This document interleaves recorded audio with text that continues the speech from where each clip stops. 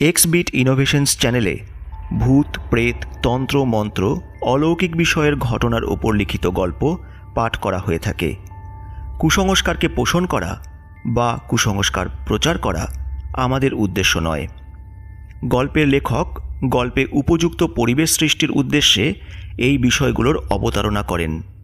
আমরা আশা করি আমাদের শ্রোতা বন্ধুরা খোলা মনে গল্পগুলো শুনবেন।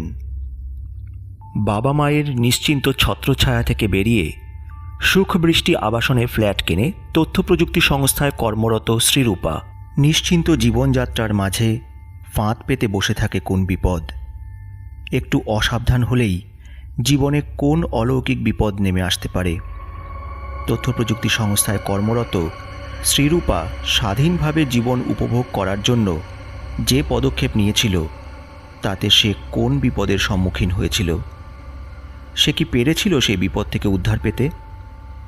শুনুন দোয়েল নাগের লেখা আজকের গল্প সরীসৃপ। মাথামোটার দপ্তর ও চালচিত্র গ্রুপের যৌথ উদ্যোগে প্রকাশিত হতে চলেছে এক জমজমাট গল্প সংকলন রহস্য অষ্টাদশ। এতে আছে 18 জন কলমচির কলমে দুর্ধর্ষ অলৌকিক ও রহস্য গল্প।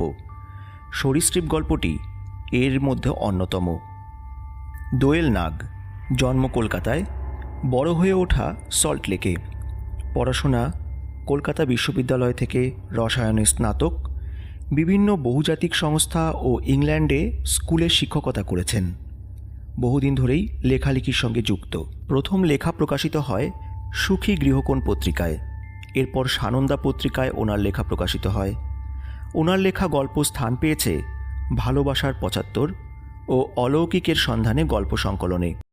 আজকের গল্পটি ভালো লাগলে আপনারা অবশ্যই লাইক করবেন, শেয়ার করবেন বন্ধুদের মধ্যে, এবং যারা এখনও সাবস্ক্রাইব করেননি সাবস্ক্রাইব করবেন চ্যানেলটা। লেখনী প্রকাশনীর প্রযোজনায় এক্সবিট ইনোভেশনস চ্যানেলে শুরু হচ্ছে আজকের গল্প দোয়েল নাগের কলমে সরীসৃপ।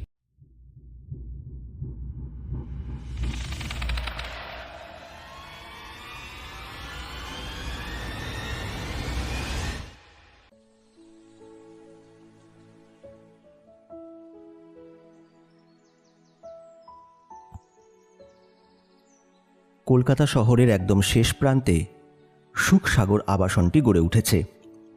নামে আবাসন হলেও কোনো ফ্ল্যাটেই এখনও কোনো পরিবার স্থায়ীভাবে বসবাস করে না। বেশিরভাগ ফ্ল্যাট তাই ফাঁকা পড়ে আছে।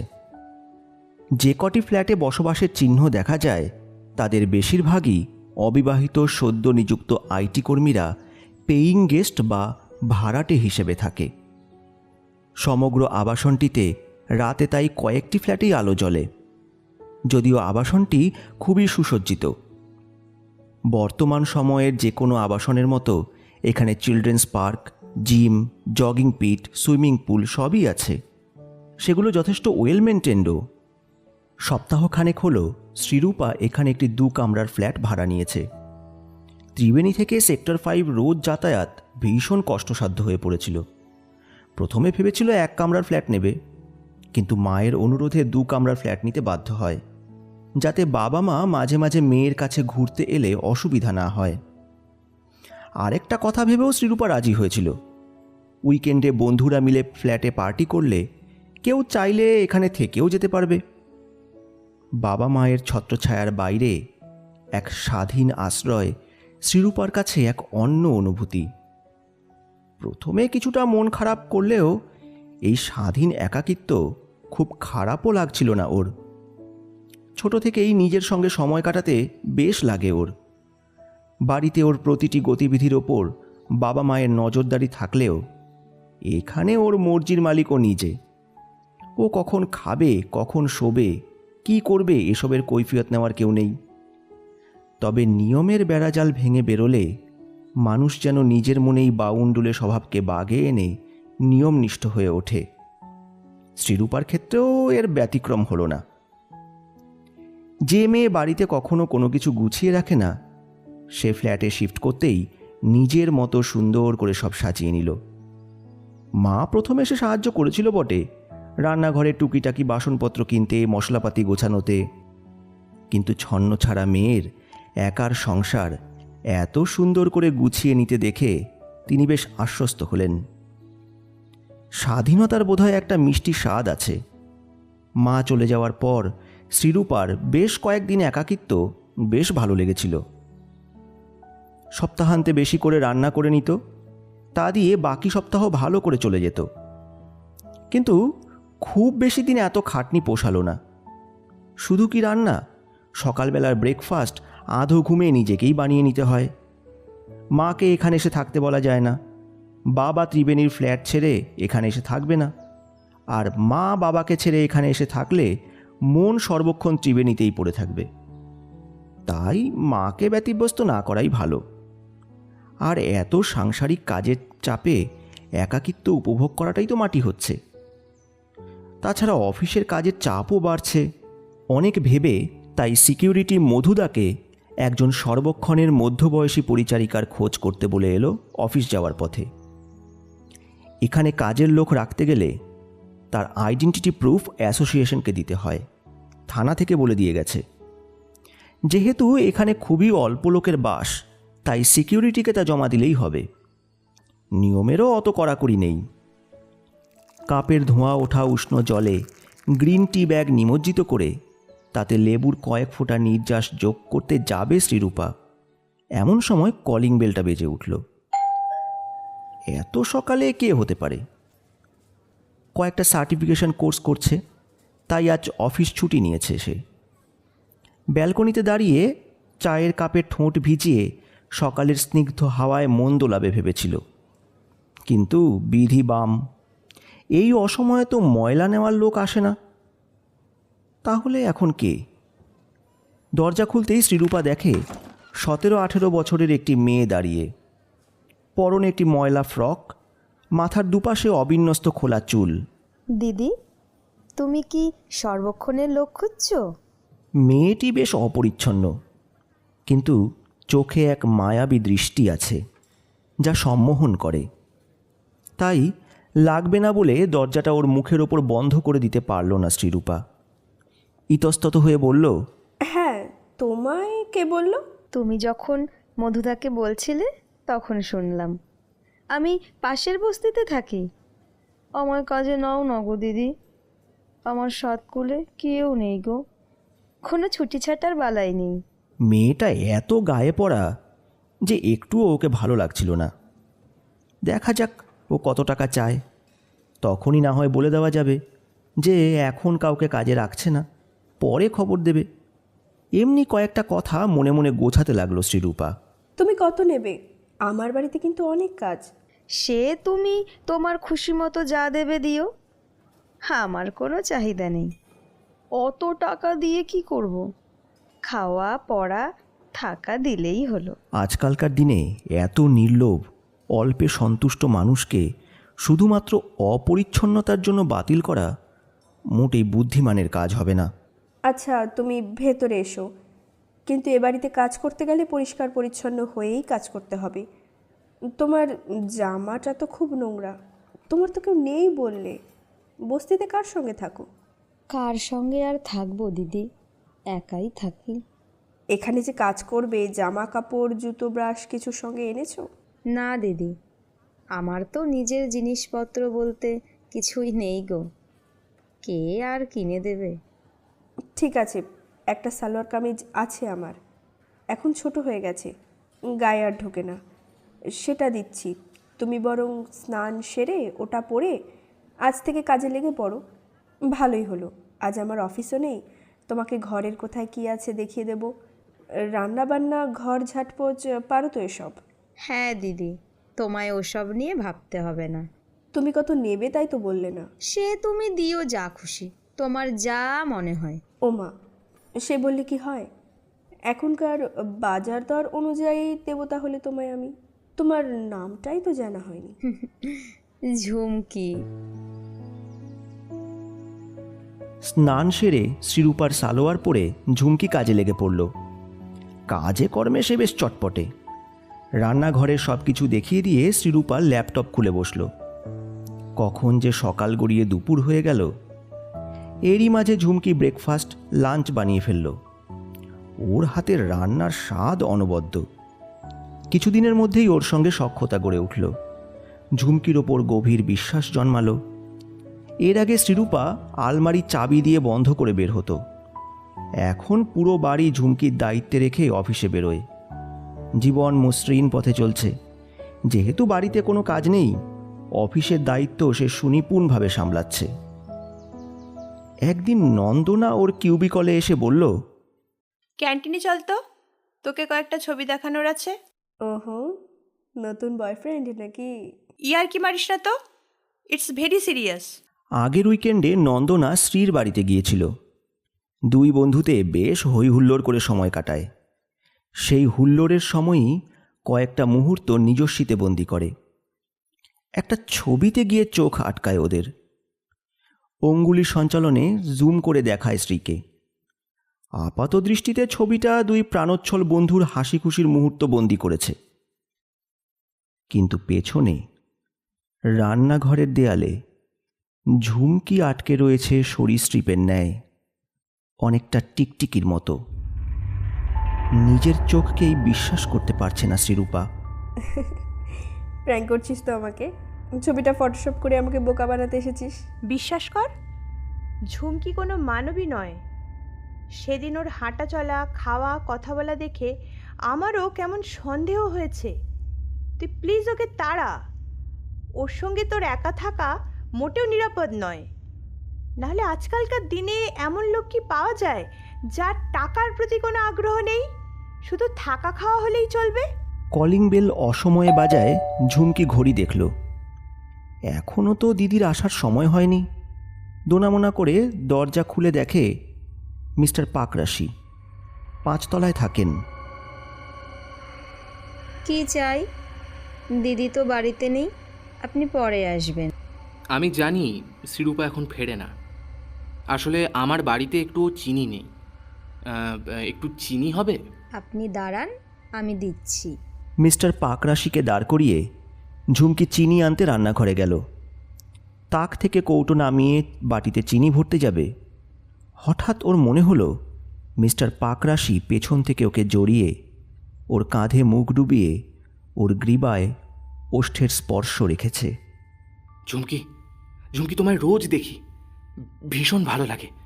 তোমায় তোমায় কাছে পেতে চাই। ঝুমকির স্নিগ্ধ মায়াবী ঘ্রাণে মিস্টার পাকরাশি তখন মত্ত প্রেমিকের মতো উদ্ভ্রান্ত। ঝুমকিকে নিজের দিকে ফেরাতেই ঝুমকি স্মিত হেসে হঠাৎ একটা সরু চেরা জিভ বের করে ওনাকে লেহন করল। মুহূর্তে পাকরাশি দেখল ওর সারা শরীর এক আঠালো লালারসে আবৃত হলো। ঠিক গিরগিটির মতো ঝুমকি জিভ প্রসারিত করে পাকরাশির গলা পেঁচিয়ে ধরল। পাকরাশি বিস্ফারিত চোখে একটু শ্বাসবায়ুর জন্য ছটফট করতে লাগল।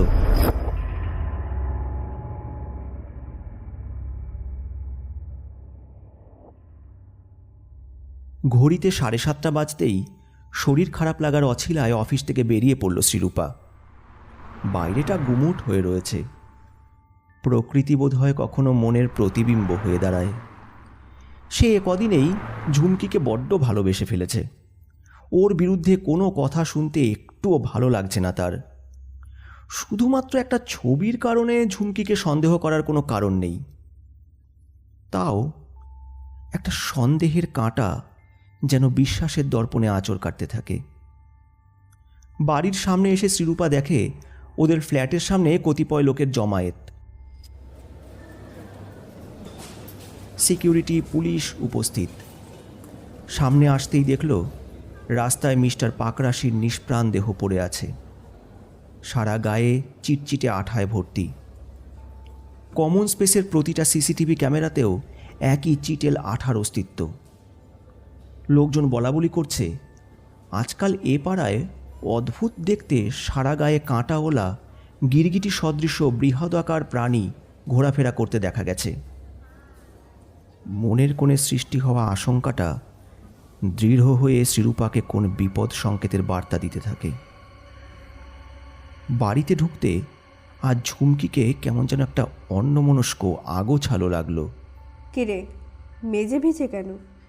সারা ঘরে পাখা চালিয়ে রেখেছিস? দিদি, দুপুরে ঘর মোছা হয়নি, তাই সন্ধেবেলা ঘর মুছলাম। বাইরে এত হট্টগোল কেন হচ্ছে জানিস? পুলিশ এসেছে।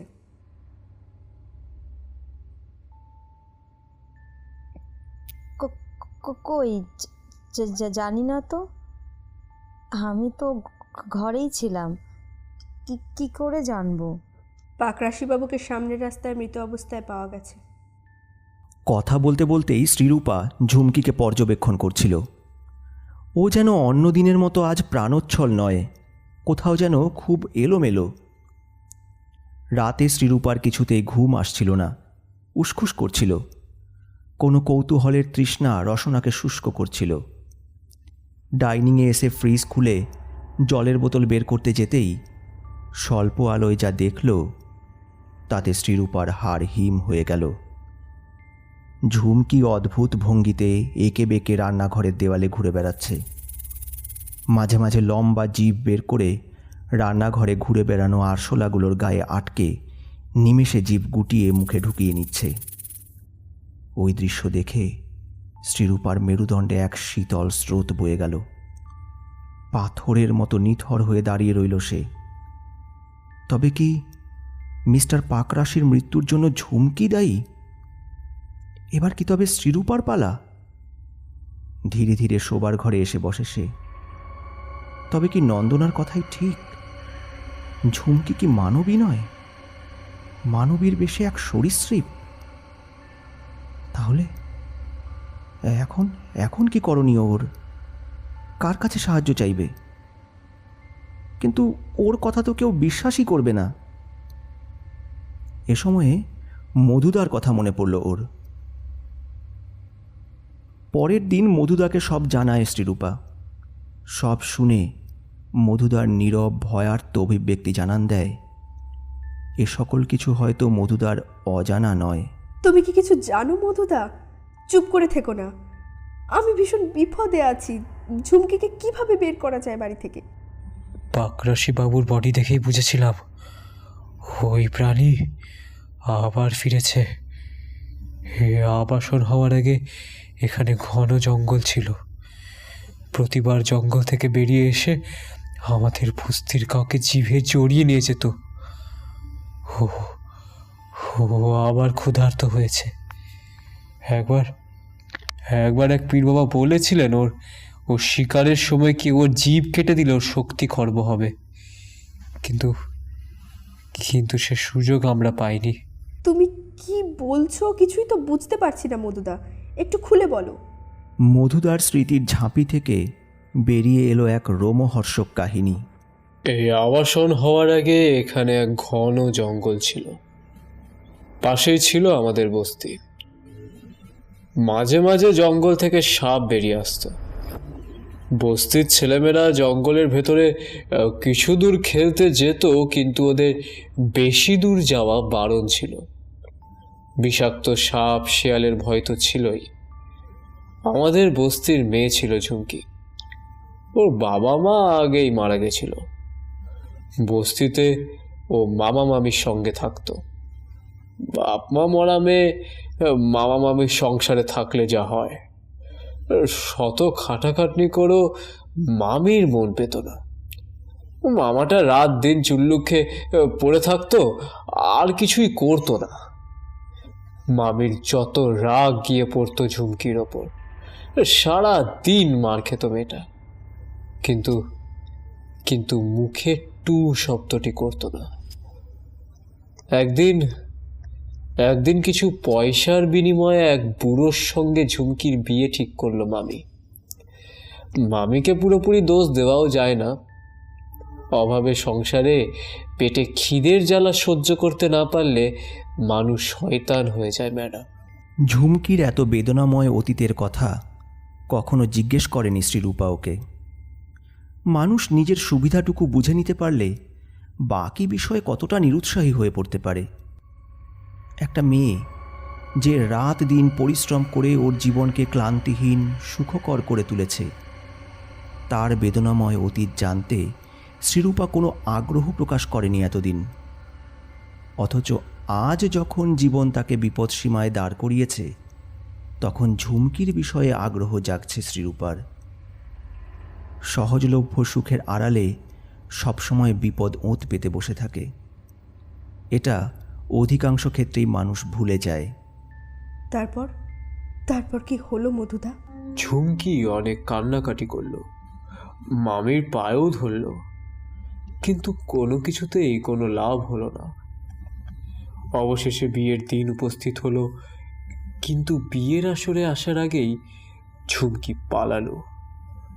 সারা রাত বস্তি জঙ্গলে অনেক খুঁজেও পাওয়া গেল না ওকে। যে বুড়োর সঙ্গে বিয়ে হওয়ার কথা ছিল সে তো রেগে অগ্নিশর্মা। ওদের ওর কাছ থেকে এতদিন যত ধার ছিল সব পত্রপাঠ মিটিয়ে দিতে বলল, নইলে ওদের ঘর জ্বালিয়ে দেবে।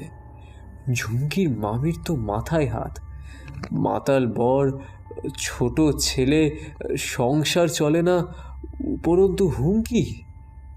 পরদিন জঙ্গলে ছেলের দল ছাগল চড়াতে গিয়ে ঝুমকিকে খুঁজে পায়।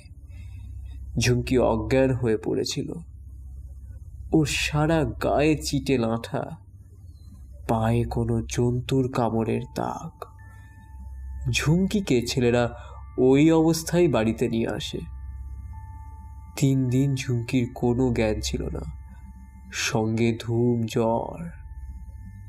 4 দিনের দিন চোখ খোলেও একটু একটু করে সুস্থ হয়ে ওঠে, কিন্তু মেয়েটা সম্পূর্ণ পাল্টে যায়। কারোর সঙ্গে কথা বলে না, কোনো কাজকর্ম করে না, শুধু এক কোণে পড়ে থাকে। সেই বুড়োর সঙ্গে ঝুমকির মামি আবার বিয়ে ঠিক করলো। এইবার ঝুমকি কোনো প্রতিবাদ করে না। তবে ফুলশয্যার পরের দিন সেই বুড়োর মৃতদেহ পাওয়া যায়, সারা গায়ে চিটে লাঁঠা মাখা। ঝুমকির দুর্ভাগ্য পিছু ছাড়ে না, মামির অত্যাচার বেড়েই চলে। একদিন মামি ঝুমকিকে গরম খুন্তির ছ্যাঁকা দিতে যেতে ঝুমকির লম্বা জিভ দিয়ে মামির গলা পেঁচিয়ে ধরে, কিন্তু বস্তির লোকেরা এসে পড়ায় মামি সে যাত্রায় বেঁচে যায়। পরদিন থেকে ঝুমকিরও আর খোঁজ পাওয়া যায় না। তারপর থেকে প্রতি বছর একজন নিখোঁজ হয়। কেউ বলে কোনো প্রাণীকে লোকটাকে জিভে পেঁচিয়ে জঙ্গলে নিয়ে যেতে দেখেছে। সবাই এক পীর বাবা শরণাপন্ন হয়। পীর বাবা মন্ত্র বলে এক নির্দিষ্ট স্থানে গণ্ডি কেটে রাখে গভীর জঙ্গলের ভেতরে। সকলকে গভীর জঙ্গলের ভেতরে যেতে মানাও করে। তারপর থেকেই উৎপাত বন্ধ হয়।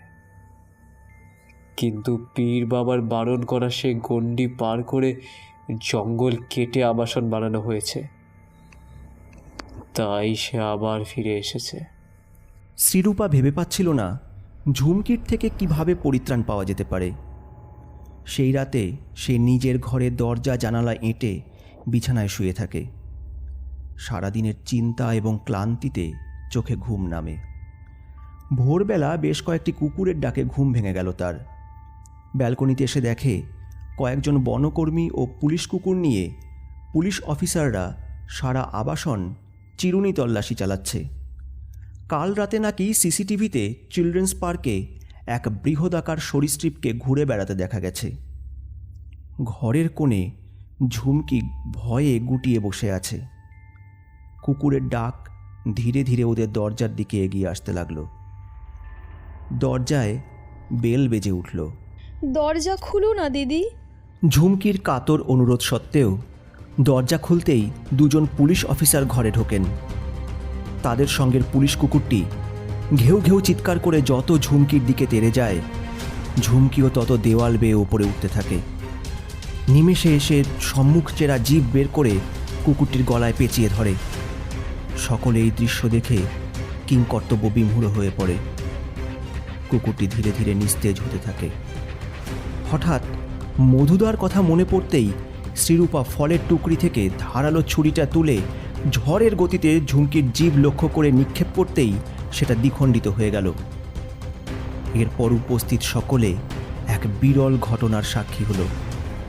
ঝুমকি মানবী রূপ পরিবর্তন করে এক বৃহদাকার সরীসৃপের রূপ নিল, যার মুখটা সূচালো, সারা গায়ে কাঁটা, মুহূর্তে সেই প্রাণীটি লাফ দিয়ে ঘরের দেওয়াল থেকে ব্যালকনি থেকে পাইপ বেয়ে নিচে লন পেরিয়ে পাশের জঙ্গলের সবুজ পাতার ফাঁকে সবুজ হয়ে মিলিয়ে গেল। পুলিশ কুকুরটি তখনও মাটিতে লুটিয়ে বাতাস থেকে শ্বাসবায়ু শুষে নেওয়ার আপ্রাণ চেষ্টা চালিয়ে যাচ্ছে। সারা মেঝেতে চ্যাটচ্যাটে আঠালো তরল। শ্রীরূপার ফ্ল্যাটে তখন শলাকা পতনের নিস্তব্ধতা।